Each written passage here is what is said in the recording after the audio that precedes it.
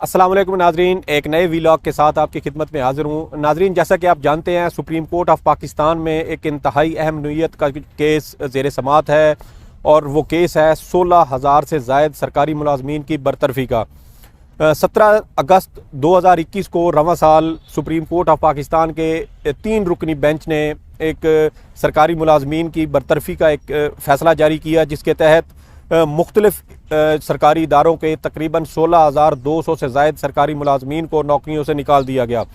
इसमें मुख्तलिफ ओहदों के मुख्तलिफ जो मुलाजमीन थे वो शामिल थे। मजमूई तौर पर ये तादाद तकरीबन 16,200 के करीब बनती है और इन तमाम सरकारी मुलाजमीन ने उस फैसले के ख़िलाफ़ सुप्रीम कोर्ट ऑफ पाकिस्तान में नज़रसानी अपीलें दायर की। वफाकी हुकूमत की जानिब से भी इसमें फ़रीक बनने की इस्तदा की गई और अदालती फ़ैसले पर नज़रसानी दरख्वास्त दायर की गई, जिसकी समाअत अब सुप्रीम कोर्ट ऑफ पाकिस्तान में जारी है। शुरू में 3 रुकनी बेंच ने इसकी समाअत की, बाद में 2 मज़ीद जजेज़ को इस बेंच का हिस्सा बनाया गया और इस वक्त 5 रुकनी लार्जर बेंच इस केस की समाअत कर रहा है। मुख्तलिफ समाअतें इस केस की हो चुकी हैं। पाकिस्तान भर से हर समाअत पर पूरे पाकिस्तान से सरकारी मुलाजमीन की बशमूल ख़वातीन एक बड़ी तादाद सुप्रीम कोर्ट ऑफ पाकिस्तान के सामने जमा होती है और अदालत से इंसाफ का तकाजा करती है। अब तक की जो समाअतें हुई हैं उसमें अदालत की जानिब से मुख्तलिफ ऑप्शंस पर गौर किया गया है। वो ऑप्शंस क्या हैं? उसमें एक जो ऑप्शन है वो अदालत की जानिब से ये सामने आया कि अदालत जो 17 अगस्त 2021 का फ़ैसला है उसको गैर मौसर कर दे और तमाम सरकारी मुलाजमीन को जो एक्ट के ज़रिए बहाल हुए थे वो सब बहाल कर दिए जाएँ। दूसरा ऑप्शन हमें ये देखा कि एक आर्डीनेंस जो 2009 में हुकूमत की जानिब से पास किया गया था, उस आर्डीनेंस के तहत जो मुलाजमीन बहाल हुए थे उनका ये कहना है कि हम अदालती फ़ैसले की जद में आते ही नहीं, लेकिन हमें भी नौकरियों से निकाल दिया गया, इसलिए उस आर्डीनेंस के तहत जो मुलाजमीन आते हैं उन सब को नौकरियों पर बहाल किया जाए या उनका मामला मुतलका हाई कोर्ट में भेजा जाए और हाई कोर्ट उस मामले को देखते हुए उन मुलाजमीन का केस सुने। इसके अलावा जो एक और ऑप्शन हमें देखने को मिली है कल सुप्रीम कोर्ट ऑफ पाकिस्तान में, वो थी पार्लियामेंट के मामला पार्लियामेंट में भेजा जाए। अदालत गुज़श्ता समातों के अंदर बार बार इन बातों की निशानदेही कर चुकी है कि 2010 में जो एक्ट ऑफ पार्लियामेंट पास किया गया उसमें मुख्तलिफ सुकम थे, खामियाँ मौजूद थीं। अब बेंच के सरबराह जस्टिस उमर अता बंदयाल ये कहते हैं कि अगर उस 2010 का जो एक्ट था उसमें मौजूद खामियों को दूर कर दिया जाए तो पार्लियामेंट एक नया एक्ट पास करे शायद, और उस एक्ट के ज़रिए उन खामियों को दूर करते हुए इन तमाम मुलाजमीन को दोबारा नौकरियों पर बहाल किया जाए। अब एक नया रास्ता जो है वो ये सामने आया है। तो इसी हवाले से आज मेरे साथ सीनियर सहाफ़ी तैयब बलोच साहब मौजूद हैं। गुज़श्ता तकरीबन 10-12 साल से ये supreme court of Pakistan cover कर रहे हैं, उसकी बीट कवर करते हैं। मुख्तलिफ अहम मुकदमात को इन्होंने अपनी आंखों से देखा है। ये केस भी ये बड़ी करीब से इसको कवर कर रहे हैं, इसके ऊपर मुलाजमीन के हक़ में आवाज़ भी उठा रहे हैं। तो इनसे जानते हैं कि ये जो ऑप्शंस अदालत की जानिब से उठाए गए हैं, ये मुख्तलिफ ऑप्शन अदालत गौर क्यों कर रही है। नज़रसानी केस है, अगर अदालत ये समझती है कि ये मुकदमा मेरिट पर नहीं आता तो नज़रसानी का जो एक असूल सुप्रीम कोर्ट रूल्स में मौजूद है उसके मुताबिक उसकी एक सरसरी समाअत करे और उसके बाद उस केस का फ़ैसला कर दे। लेकिन इस केस को प्रॉपर रीहियर किया जा रहा है जैसे मरकज़ी केस की समाअत हुई थी। तो इस हवाले से भी तैयब बलोच साहब से जानते हैं कि वो क्या कहते हैं। तैयब बलोच साहब, हमने देखा है कि अदालत की जानिब से मुख्तलिफ समाअतों के दौरान मुख्तलिफ जो ऑप्शन हैं वो ज़ेर गौर वो आए हैं। क्या समझते हैं कि अदालत ये मुख्तलिफ ऑप्शन ज़ेर गौर क्यों ला रही है? क्या अदालत 17 अगस्त 2021 का फ़ैसला है, क्या वो गैर मौसर करने के हवाले से किसी तज़ब्ज़ुब का शिकार है और वो फैसला वापस नहीं लेना चाहती? जी बिल्कुल, आपने जैसे कहा कि अदालत क्यों जो है वो तज़ब्ज़ुब का शिकार है, बज़ाहिर यही नज़र आ रहा है, इसी वजह से ऑप्शंस पे जा रहे हैं। ये दरअसल अगर आप सच बात पूछें तो यही है कि चूँकि जजेस के लिए बहुत ज़्यादा मुश्किल है जो मेरी नज़र में कि अपने ही फ़ैसले के ख़िलाफ़ जाना, क्योंकि वो जस्टिस मुशीर आलम ने फ़ैसला दिया था, अगरचे वो ऑथर जज थे लेकिन उसके साथ जो बाकी 2 जज थे काजी अमीन और अमीनुद्दीन ख़ान, वो इस लार्जर बेंच का हिस्सा हैं। और अदालत का जो वो होता है, आप समझ लें कि जो रिव्यू के अंदर दायरा इख्तियार होता है वो बड़ा लिमिटेड होता है और उसका स्कोप रिव्यू का बहुत लिमिटेड होता है। और हमने मुतअद्दिद केसेस में देखा रिव्यू के अंदर अदालत हमेशा यही कहती है कि जब कोई जो वकील होता है या लायर होता है वो अगर टच स्टोन में जाता है या वो बेसिक फैक्ट्स और हक़ाइक़ बताने की कोशिश करता है तो अदालत कहती है कि नहीं, ये रिव्यू केस है, आप हमें सिर्फ जो मुतलका जजमेंट है उसमें जो एरर है उसकी आप हमें निशानदही कर दें, अगर वो एरर साबित हो जाएंगी तो हम उसको रिव्यू कर लेंगे। बसूरत दिगर हमने देखा कि मुख्तलिफ रिव्यू में खारिज हो जाती हैं। तो ये तो रिव्यू का स्कोप है और ये मैटर भी टोटली रिव्यू का है। तो रिव्यू में जो स्कोप है वो लिमिटेड है और अदालत उस स्कोप पे क्यों नहीं जा रही?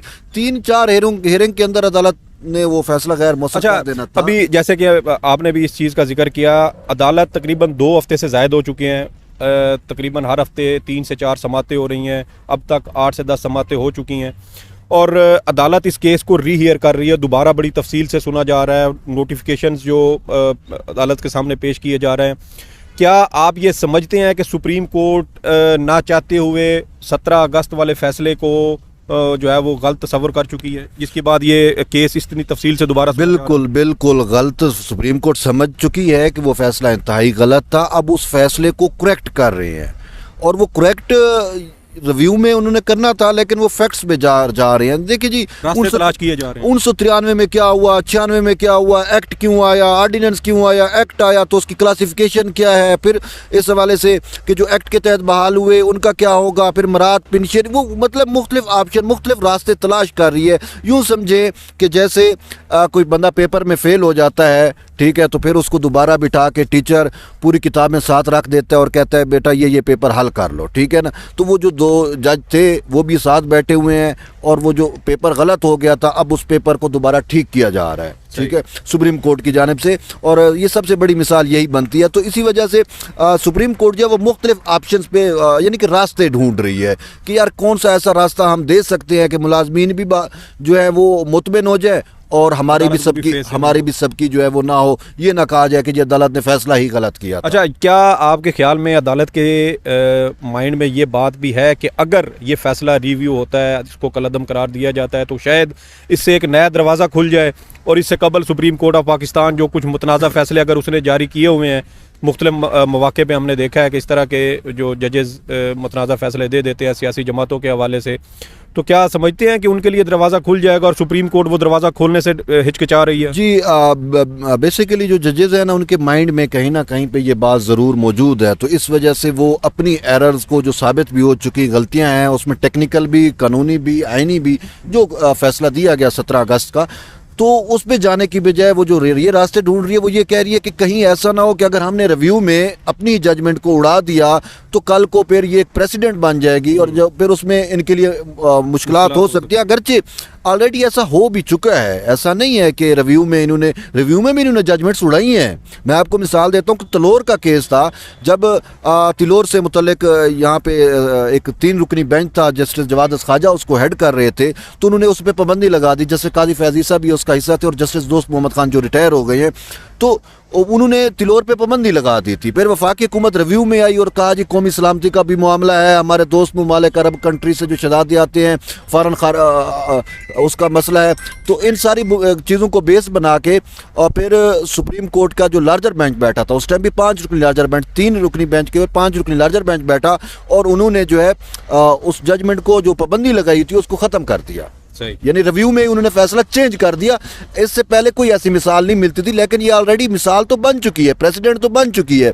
और इस केस में भी अगर वो तिलोर वाले इशू को देख ले कि किस तरीके से वो फैसला, अगरचे वो फैसला मेरिट पे था लेकिन बाद में हुकूमत में और वो कुछ ऐसा हो गया तो सुप्रीम कोर्ट को मैनेज कर लिया गया। आपने देख लिया जी, अगर तिलोर पे पाबंदी बरकरार रहती तो वो नाज़िम जोकी तो कत्ल ना होता ना, ठीक है। वो अभी जो हमारी ये परिंदे आते हैं साइबेरिया से, इनकी जान को तो खतरा ना होता, लेकिन वो उस टाइम चूंकि अरबियों का पैसा था, वो नवाज शरीफ की हुकूमत थी और फिर वो चौधरी मुनीर जो अरबियों का फ्रंट मैन है यहाँ पे रहीम यार खान वाली साइड पे, तो उसने पूरा एक मीडिया हाइप क्रिएट करके तो अदालत को इतना फोर्स किया कि अदालत अपने फैसले को गलत करार दे दिया। अच्छा, ये बताएं कि अब गुज़श्ता समात में सुप्रीम कोर्ट ऑफ पाकिस्तान ने मामला पार्लियामेंट को भिजवाने की एक और तजवीज़ जो है वो अदालत के सामने आई है और ये कहा गया है कि अगर 2010 के एक्ट में जो सुकम मौजूद है वो गलतियां अगर दूर कर दी जाएं और पार्लियामेंट अगर इससे मुतल्लिक एक नया एक्ट जो है वो पास करती है और उस एक्ट के तहत तमाम सरकारी मुलाजमीन को दोबारा बहाल कर दिया जाता है,